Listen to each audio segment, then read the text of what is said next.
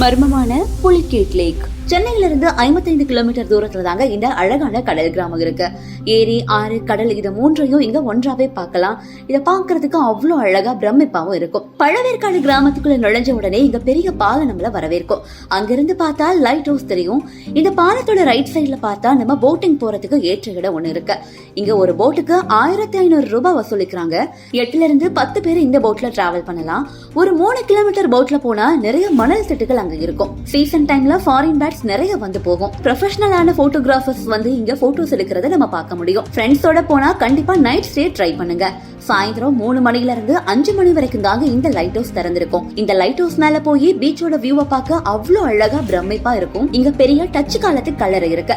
அந்த கலர் ரொம்ப பாக்குறதுக்கு அழகாகவும் அதே நேரத்துல பயமாகவும் இருக்கும். இது அந்த காலத்து டச் அதிகாரிகளோட சமாதின்னு சொல்றாங்க.